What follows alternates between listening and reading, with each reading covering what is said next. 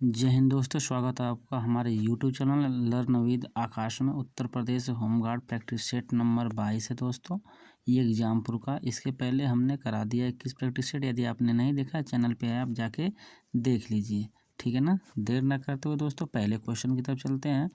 पहला क्वेश्चन आपसे पूछा गया है कि हंसाने वाली गैस का रासायनिक नाम क्या है। ठीक है, जो हंसाने वाली गैस होती है दोस्तों, जिसको सूंघने के बाद लोग हंसने लगते हैं, ठीक है, तो इसका रासायनिक नाम क्या है।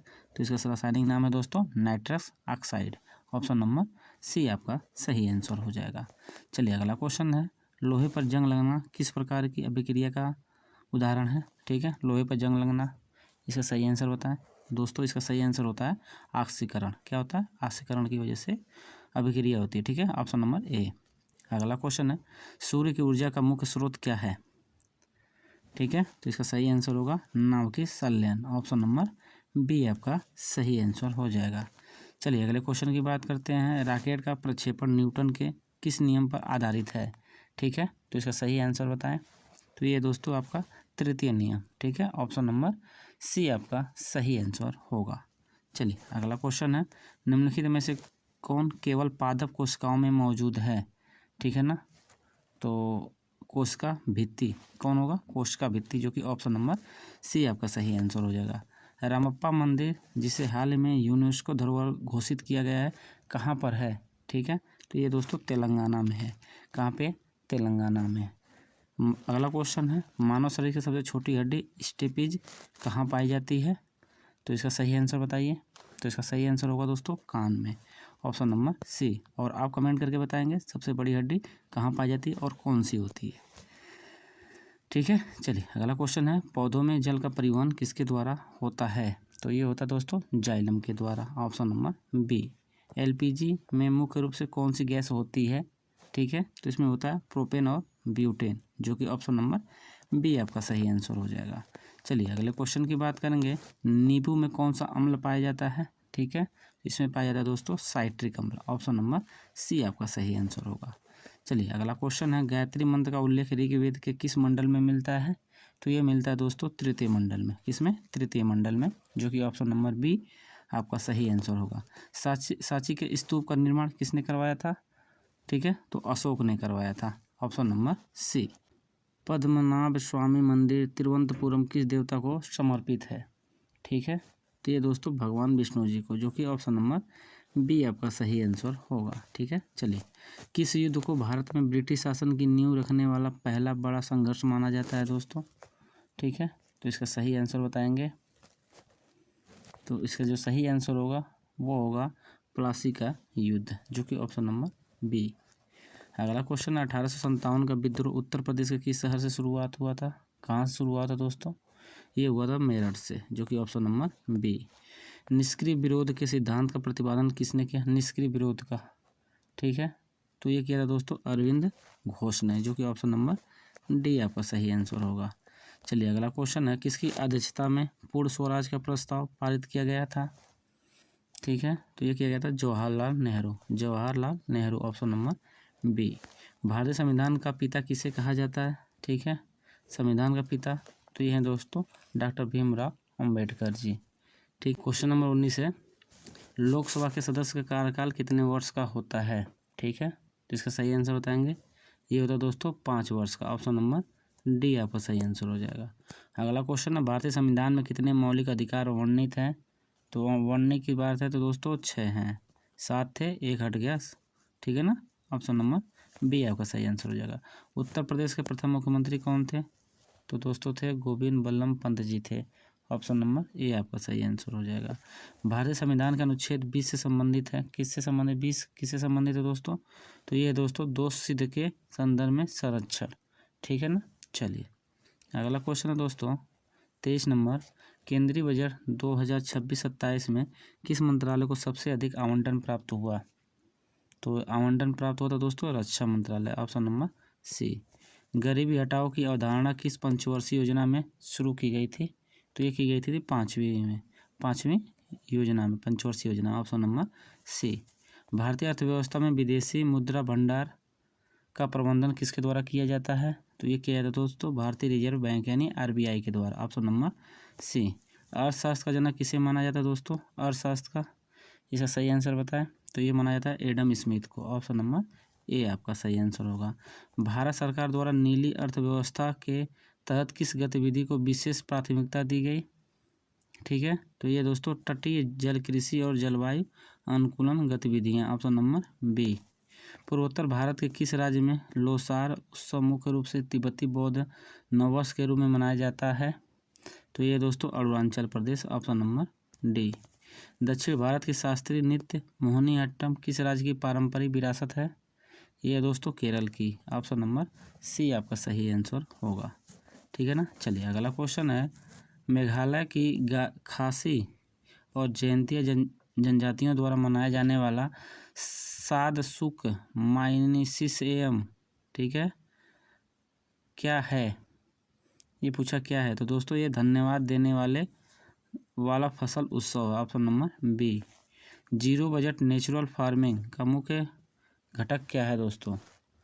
तो ये घटक है दोस्तों इसका जीवामृत और बीजामृत का प्रयोग। Option number B. अगला क्वेश्चन है, नमो शेतकरी महासम्मान निधि योजना जो पीएम किसान के पूरक के रूप में चर्चा में है का संबंध किस क्षेत्र से है? ये दोस्तों महाराष्ट्र कृषि सहायता। ऑप्शन नंबर ए। विकसित भारत गारंटी रोजगार योजना का मुख्य उद्देश्य क्या है? तो दोस्तों युवाओं का रोजगार के अवसर प्रदान करना। Option number B. लॉजिस्टिक्स प्रदर्शन सूचकांक 2026 में भारत की रैंकिंग में सुधार का मुख्य कारण क्या है? तो इसका सही कारण है दोस्तों पीएम गतिशक्ति और राष्ट्रीय लॉजिस्टिक्स नीति। Option number B. भारत के किस बंदरगाह को प्रथम पूर्णतः संचालित स्वचालित टर्मिनल के रूप में विकसित किया गया है? वो है दोस्तों बीजिंजम अंतर्राष्ट्रीय बंदरगाह। ठीक है, बीजिंजम अंतर्राष्ट्रीय बंदरगाह। Option number D. चलिए अगला क्वेश्चन है दोस्तों, सैंपल रजिस्ट्रेशन सिस्टम। ठीक है, 2023 के आंकड़ों के अनुसार भारत की TFR कितनी है? ठीक है, इसका सही आंसर होगा दोस्तों 1.9। Option number C. चलिए अगला क्वेश्चन है, अमृत 2.0 मिशन का मुख्य लक्ष्य शहरी क्षेत्रों में क्या सुनिश्चित करना है? ठीक है, तो दोस्तों 100% जल आपूर्ति और सीवरेज प्रबंधन। ऑप्शन नंबर ए। वायु प्रदूषण निवारण और नियंत्रण अधिनियम किस वर्ष पारित किया गया था? तो ये पारित किया गया 1981 में। Option number B. बखीरा पक्षी अभ्यारण्य रामसर साइट उत्तर प्रदेश के किस जिले में स्थित है? ठीक है, बखीरा, तो ये दोस्तों आपका है संत कबीर नगर में। ऑप्शन नंबर सी आपका सही आंसर होगा। होमगार्ड के रूप में पर्यावरण संरक्षण में आपकी प्रत्यक्ष भूमिका क्या हो सकती है? वनों की अवैध कटाई रोकना और स्थानीय जल निकायों की सुरक्षा में पुलिस का सहयोग। Option number B. निम्नलिखित कथनों पर विचार करें। ठीक है, लिखा पहला, भाबर क्षेत्र शिवालिक के दक्षिण में स्थित है जहाँ नदियाँ भूतल से लुप्त हो जाती हैं। ठीक है, दूसरा, तराई क्षेत्र भाबर के दक्षिण में स्थित है, एवं दलदली पट्टी है जहाँ नदियाँ पुनः प्रकट होती हैं। ठीक है ना, तो इसका सही आंसर क्या होगा? 1 और 2 दोनों होगा दोस्तों। ऑप्शन नंबर सी आपका सही आंसर हो जाएगा। चलिए अगला क्वेश्चन है, लोकटक झील के संदर्भ में निम्नलिखित कथनों पर विचार करें। ठीक है ना, तो ये उत्तर पूर्वी भारत की सबसे मीठे पानी की झील है, ये सही है। विश्व का एकमात्र तैरता हुआ राष्ट्रीय उद्यान केबुल लामजाओ यहाँ पर स्थित है। ठीक है, तो ये दोस्तों आपका ये दोनों सही हो जाएगा। तो यानी कि ऑप्शन नंबर सी आपका सही आंसर होगा दोस्तों। चलिए अगला क्वेश्चन है, मेघालय का पठार भूवैज्ञानिक रूप से किसका विस्तार है? ठीक है ना, तो ये दोस्तों प्रायद्वीपीय पठार का। ऑप्शन नंबर बी आपका सही आंसर हो जाएगा। अगला क्वेश्चन है, निम्नलिखित में से कौन सा युग्म सही से मेल खाता है? तो ये दोस्तों उकाई परियोजना जो कि गुजरात में। Option number D. अगला क्वेश्चन है, भारत में पेट्रोकेमिकल हब के रूप में प्रसिद्ध जामनगर जो गुजरात की अवस्थिति का सबसे प्रमुख कारण क्या है? तो दोस्तों आयातित तेल के लिए बंदरगाह से निकटता। ठीक है, आयातित तेल के लिए बंदरगाह से निकटता। Option number B. राष्ट्रीय जलमार्ग 2 किस नदी पर और किन 2 शहरों के बीच स्थित है? ठीक है ना, तो ये ब्रह्मपुत्र सदिया से डुगरी। Option number B. अगला क्वेश्चन दोस्तों, फेडरल बैंक का मुख्यालय कहाँ पर स्थित है? फेडरल, इसका सही आंसर बताएं। फेडरल बैंक का मुख्यालय कहाँ पर स्थित है? ये दोस्तों कोची अलुवा, ऑप्शन नंबर ए। शिल्प और कच्चा माल, सजर पत्थर शिल्प जिसे हाल ही में जीआई टैग भी मिला है, उत्तर प्रदेश के किस जिले का ओडीओपी उत्पाद है? ठीक है ना, इसका सही आंसर बताएं। तो इसका सही आंसर हो जाएगा दोस्तों बांदा। ठीक है, ऑप्शन नंबर बी आपका सही आंसर होगा। अगला क्वेश्चन है, हिंदी भाषा के प्रचार और उत्थान के लिए निर्देश किस अनुच्छेद में है? तो ये दोस्तों 351 में, अनुच्छेद 351, जो कि ऑप्शन नंबर डी आपका सही आंसर होगा। उत्तर प्रदेश के किस क्षेत्र में चरकुला लोक नृत्य प्रचलित है? तो ये दोस्तों ब्रज क्षेत्र में, ऑप्शन नंबर सी। उत्तर प्रदेश के बुंदेलखंड क्षेत्र में प्रचलित कौना प्रथा का संबंध किससे है? तो ये दोस्तों विवाह के बाद वधू का दूसरी बार ससुराल जाना, ऑप्शन नंबर ए। उत्तर प्रदेश की जौनसारी जनजाति में प्रचलित बहुपति विवाह का मुख्य ऐतिहासिक और भौगोलिक कारण क्या माना जाता है? ठीक है, ये दोस्तों कृषि भूमि के विखंडन को रोकना, ऑप्शन नंबर बी। चलिए अगला क्वेश्चन है, सूची दिया है, सूची 1 और सूची 2, सुमेलित करें मेले और उनकी विशिष्टता। ठीक है, बटेश्वर मेला, हिंदू मुस्लिम एकता नगरी के पास, ददरी मेला, ऊँटों का व्यापार, मकनपुर मेला, घोड़ों का व्यापार, कानपुर का गोला गोरखनाथ मेला, छोटी काशी, लखीमपुर खीरी। ठीक है, ये आपको मिलान करना है इसमें। तो इसमें से कौन सा सही होगा? तो ये होगा दोस्तों, आप एक बार देख लीजिएगा, ऑप्शन नंबर डी। पहले का भी बटेश्वर मेला ऊँटों का व्यापार है जो यमुना तट पे होता है। ठीक है, दूसरा है दोस्तों ददरी मेला जो कि हिंदू मुस्लिम एकता इत्र की नगरी के पास, मखनपुर मेला दोस्तों घोड़ों और व्यापार कानपुर के पास, गोला गोरखनाथ का मेला छोटी काशी जो कि लखीमपुर है, ऑप्शन नंबर डी आपका सही आंसर होगा। अगला क्वेश्चन है दोस्तों, उत्तर प्रदेश का कौन सा मेला सांप्रदायिक सद्भाव की एक मिसाल है जहाँ हिंदू श्रद्धालु बाबा की मजार पर और मुस्लिम श्रद्धालु मंदिर में मत्था टेकते हैं? ठीक है ना, तो ये दोस्तों नौचंदी का मेला, ऑप्शन नंबर डी। अगला क्वेश्चन है, वाराणसी में मनाया जाने वाला देव दीपावली उत्सव दीपावली के कितने दिन बाद मनाया जाता है? ठीक है, ये मनाया दोस्तों 15 दिन बाद, कार्तिक पूर्णिमा त्रिपुरारी विजय। ठीक है, option number B. Uttar Pradesh के जेवर नोएडा के क्षेत्र में रहने वाली दादी चंद्रो तोमर और प्रकाशी तोमर ने किस खेल में अंतर्राष्ट्रीय ख्याति प्राप्त कर राज्य का नाम बढ़ाया? ठीक है, तो ये है निशानेबाजी, ऑप्शन नंबर ए। उत्तर प्रदेश सरकार ने पूंजीगत व्यय का प्राथमिक उद्देश्य क्या होता है? तो ये होता था दोस्तों एक्सप्रेसवे, अस्पताल और स्कूलों जैसी संपत्तियों का निर्माण करना, ऑप्शन नंबर सी। उत्तर प्रदेश के किन शहरों में पुलिस कमिश्नरेट प्रणाली सबसे पहले लागू की गई थी? ठीक है ना, तो ये दोस्तों लखनऊ और गौतम बुद्ध नगर। ठीक है, ऑप्शन नंबर बी 2020 में की गई थी। अंतर्राष्ट्रीय मानकीकरण संगठन IOS का मुख्यालय कहाँ पर स्थित है? ये स्थित है दोस्तों जिनेवा में, जो कि ऑप्शन नंबर सी आपका सही आंसर हो जाएगा। वन रैंक वन पेंशन योजना मुख्य रूप से किस वर्ग के आंतरिक और राष्ट्रीय सुरक्षा से संबंधित कल्याण के लिए है? ठीक है ना, तो ये दोस्तों सशस्त्र बलों के सेवानिवृत्त कर्मचारी। ठीक है ना, ऑप्शन नंबर बी आपका सही आंसर हो जाएगा। नेशनल इंटेलिजेंस ग्रिड का मुख्य कार्य क्या है? ठीक है, मुख्य कार्य पूछा गया है, तो इसका सही आंसर बताएं। तो इसका सही आंसर होगा विभिन्न सुरक्षा एजेंसियों के बीच डेटा, ठीक है ना, साझा करने के लिए एक एकीकृत मंच, ऑप्शन नंबर बी आपका सही आंसर होगा। भारत और पाकिस्तान के बीच शिमला समझौता किस वर्ष हुआ था? ठीक है ना, ये हुआ था दोस्तों 1972 में, ऑप्शन नंबर ए आपका सही आंसर हो जाएगा। भारत कौन सा पड़ोसी देश सार्क का सदस्य नहीं है? ठीक है, सार्क का सदस्य नहीं है, वो दोस्तों म्यांमार, ऑप्शन नंबर ए। अंतर्राष्ट्रीय श्रम संगठन की स्थापना किस संधि के तहत हुई थी? ठीक है, इसका सही आंसर बताएंगे। तो ये हुई थी दोस्तों वर्साई की संधि, ऑप्शन नंबर ए। चलिए अगला क्वेश्चन है, शंघाई सहयोग संगठन का मुख्यालय कहाँ पर स्थित है? इसका सही आंसर बताएं। ये दोस्तों बीजिंग। ठीक है, ऑप्शन नंबर सी आपका सही आंसर हो जाएगा। चलिए अगला क्वेश्चन है, यूरोपीय संघ में ब्रेक्सिट के माध्यम से अलग होने वाला देश कौन सा है? ठीक है, तो इसका सही आंसर होगा यूनाइटेड किंगडम में, UK, ऑप्शन नंबर सी। अगला क्या है, खेलों के क्षेत्र में दिए जाने वाला भारत का सर्वोच्च सम्मान मेजर ध्यानचंद खेल रत्न पाने वाले पहले खिलाड़ी कौन? ठीक है, ये आपसे पूछा गया है। तो ये दोस्तों Viswanathan Anand, option number B आपका सही आंसर हो जाएगा। चलिए, बुकर इंटरनेशनल पुरस्कार जीतने वाली पहली भारतीय लेखिका कौन है? ठीक है ना, तो इसका सही आंसर बताएंगे। ये है दोस्तों Geetanjali Shree, option number A आपका सही आंसर होगा। अगला क्वेश्चन है, नॉर्डिक देश आइसलैंड की राजधानी क्या है?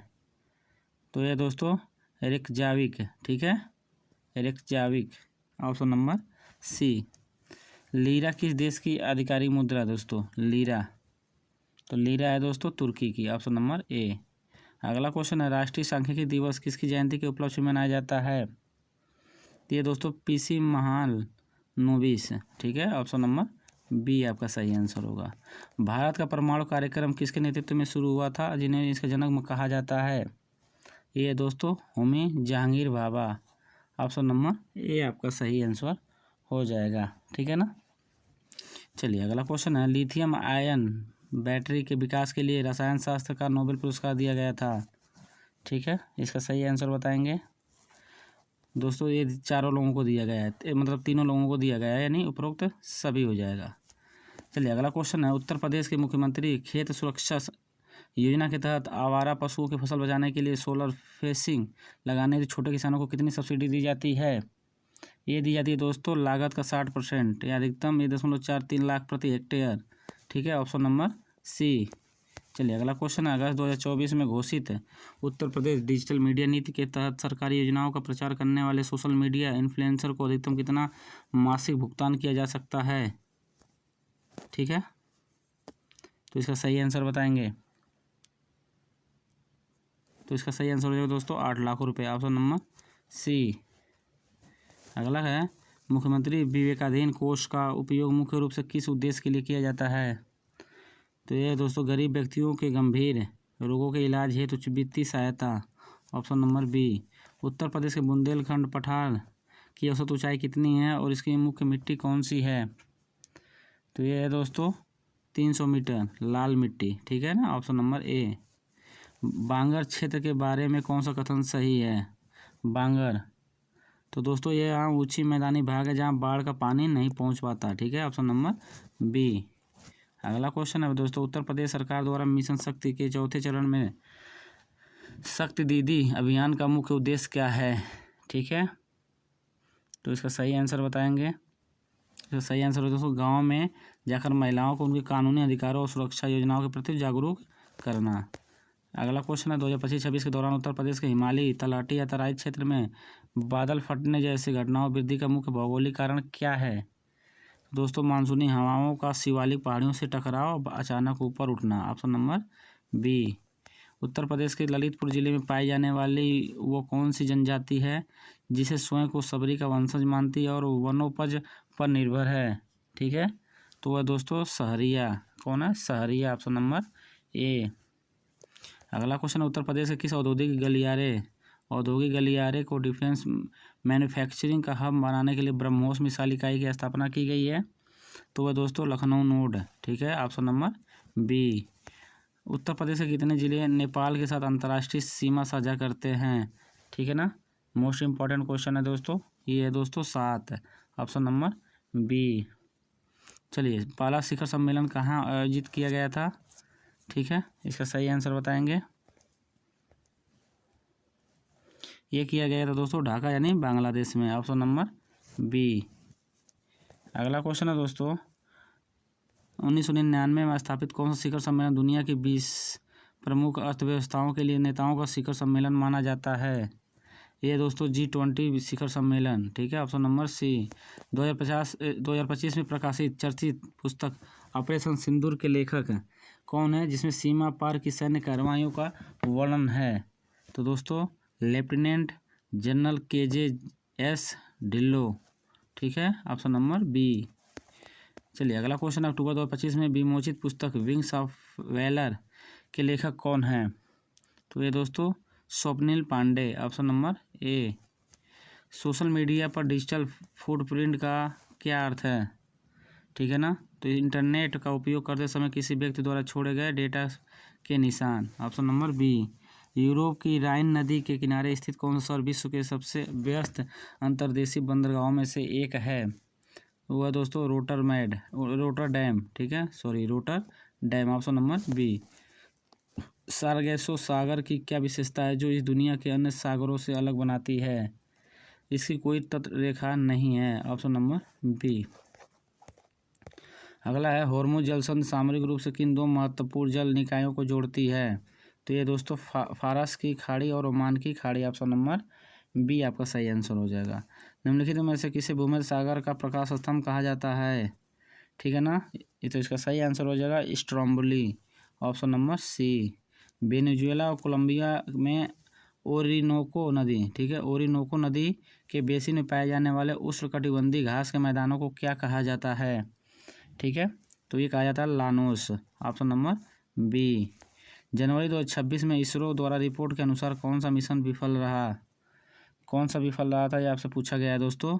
तो ये है दोस्तों PSLV C62, ठीक है ना, C62, ऑप्शन नंबर बी। 2026 की शुरुआत की रिपोर्ट के अनुसार कौन सा देश दुनिया की चौथी सबसे बड़ी अर्थव्यवस्था बन गई है?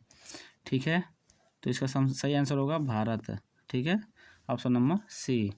अगला क्वेश्चन है, भारत किस राज्य में जनवरी 2026 में एक समर्पित आर्टिफिशियल इंटेलिजेंस और मशीन लर्निंग नीति को मंजूरी दी है? तो ये दोस्तों राजस्थान, ऑप्शन नंबर बी। किस देश ने विदेशी विज्ञान और प्रौद्योगिकी प्रतिभा को आकर्षित करने के लिए के वीज़ा नामक एक नई वीज़ा श्रेणी शुरू की है? ठीक है ना, वो है चीन, ऑप्शन नंबर बी। अगला क्वेश्चन है, कोलकाता में आयोजित कंबाइंड कम्बाडर्स कॉन्फ्रेंस 2025 का विषय क्या? ठीक है ना, तो ये है दोस्तों सुधार का वर्ष, क्या है, सुधार का वर्ष, ऑप्शन नंबर सी। किस संस्थान ने नई फिनलेस स्नेक ईल प्रजाति की खोज की है? ठीक है, ये दोस्तों राष्ट्रीय मत्स्य आनुवांशिक संसाधन ब्यूरो, ऑप्शन नंबर बी। ये दोस्तों आपके 100 क्वेश्चन हो गए, कमेंट करके बताएंगे कितने क्वेश्चन आपके सही हुए। ये 22 नंबर का प्रैक्टिस सेट है, इसके पहले हमने डाल दिए 21 प्रैक्टिस सेट तक है, तो उसको आप देख लीजिएगा क्योंकि पेपर आपका 2 से 3 1-2 दिन बचा है। ठीक है, तो मिलेंगे दोस्तों अगले प्रैक्टिस सेट के साथ, तब तक के लिए दोस्तों जय हिंद।